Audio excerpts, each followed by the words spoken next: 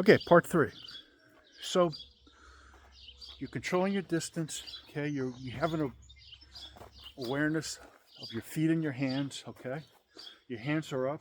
Okay, you know where they are. Okay, you know the things you can do from here very quickly to keep your person off balance. Okay, what happens next? Okay, this is probably the first point where you can engage what I call the cyber chain. And what that is you can start to set up your body up to be in an advantageous place. Okay, the best way to do this is to just understand your distance throughout, okay, the conflict, and understand how you might utilize things like setting your opponent up for a technique. Taking a body angle. So I'm here and I want to make an angle, okay? First thing to train your body for that way is do not put your weight on your front foot first as you make that transition. People do this all the time and it makes something extremely slow. So let's see if I can do this. I just want you to see my legs here. Okay. What I want you to watch is, okay, when I'm here, I don't know if you can see my feet or not. It's important. Okay, let's go a little farther back. I want you to watch how I transfer my weight here, okay? It's very important.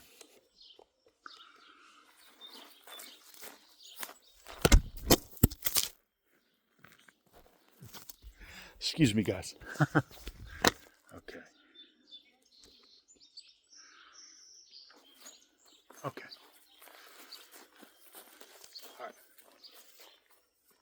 So, when I go back and I make that angle, let's say I'm coming back here, the tendency is if I'm going to make another angle or movement from here, okay, that's not simply a subtle adjustment, is to first put my weight back here. Very bad habit. Once I come back here, the next thing I do, free this leg up. Now I can go any direction I need to. Okay? Here. Here. Okay? Here. Here. Same here. This foot, there's no weight on it now. Okay? So when you're practicing making your body angles, one good drill is start from neutral position, horse stance, whatever you want to call it. Back, weight on this back leg, keeping weight on the back leg, back, keeping weight on the back leg, side if you want, side, weight on the back leg. See what I just did there? How I put the weight here? Okay? Don't do that if you can help it. Or if you move here, put your weight here, that's where you want to move next. Okay? The real speed in the movement is not trying to move fast. It's trying to move fluidly.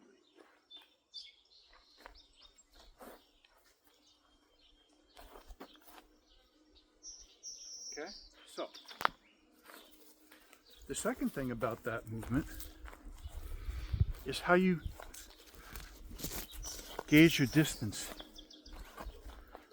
in the process of doing it, okay? As you get better and better in the martial arts, you will learn more and more that simply taking an angle is not the same as using an angle properly, okay? So, if I'm here, if I just angle back, that's not the worst thing in the world to do, but if you only take one side of an angle, what do you have? It's basically a straight line movement. So, something is encroaching upon me from your angle, watching. If I move straight back, this is not the best way to be moving, right? If I just do this, I've gotten a little better. I have created a bit of an angle to you, but essentially I'm still off a straight line here, okay? The way I remedy that is use your footwork and use your footwork to set your angle up in a dynamic process, okay? So that when you're using your angle, again, make it somewhat independent of your footwork, okay?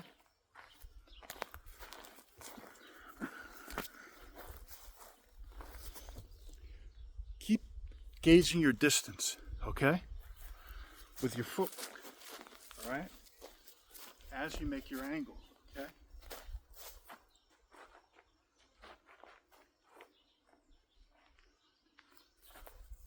So you know your distance is going to conform to the same measurements as you make your angle. If he is just about ready to cut me and I'm just in range of the weapon, instead of just doing this, which might be called for at times, but if you have the opportunity, then you set him up at an angle where boom, okay, you have the advantageous position because you made that adjustment with your ashi sabaki, with your footwork initially, okay?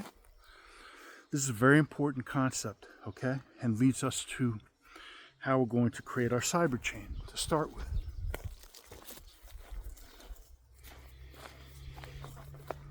Once you create your cyber chain by setting your movement up the way it should be set up,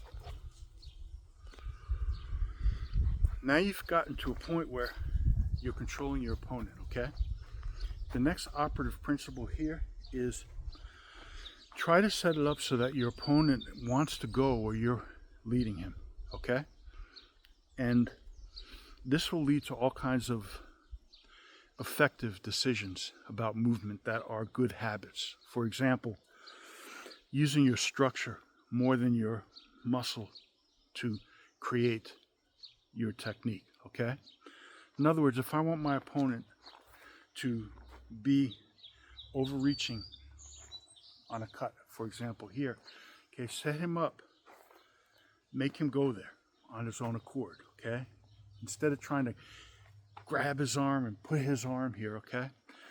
Okay, use your deflectionary movements to guide his arm, and now you're in position where you can come in this way, okay? And attack the proper points to be successful, okay? Or whatever the case may be, all right? If you do these things, you start to find that technique is your very last thing that you do.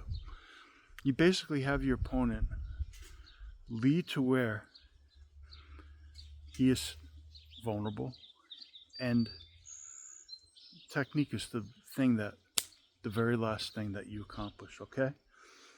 A very important understanding about this is you will find now you're using strength properly, and you allow yourself efficiency of movement, and you allow your body to respond with these good habits that these other things have trained in, okay? So if somebody takes a very quick cut and you know your distance is here, you can make a very small movement. One of my teachers was in a horrible situation against 3 guys, broke one guy's back. I think he did something really nasty to the other guy, and the third guy as well, but in the process of getting it done, somebody cut and sliced him. Now, only through moving at the proper angle, at the proper distance, he came within inches of having his jugular cut, his catoroid, and it missed. It missed because his distancing was good enough that he avoided that cut, okay? You can't train that through deliberation. Your body has to really get a good sense of how to set something like that up, and it's beyond your control. It's in your training. It's how you have set your subconscious and your habits, okay, to understand such a fine distinction, okay? So we now at a point where we understand how technique figures in, okay? We understand that one of the other operative principles that goes right along with letting your opponent put themselves where you want them to be is do not get wrapped up with your opponent, okay? And this is one of the biggest dangers, especially now with a lot of these sports approaches to combat, okay? When you are grasping at your opponent, okay, then both of you are preoccupied, okay? Not only is that bad if there's multiple opponents, but for even though you may be winning, you might be better, you might be scoring, in a real life and death situation, you do not want to be tied up with your opponent that way. You want to be able to disengage at any time. So it's along those same lines, okay? Again, now, whatever technique you practice, okay, apply these principles to it before I get around to showing you some of the things that we do, and you'll be much better for it, okay? Wuss.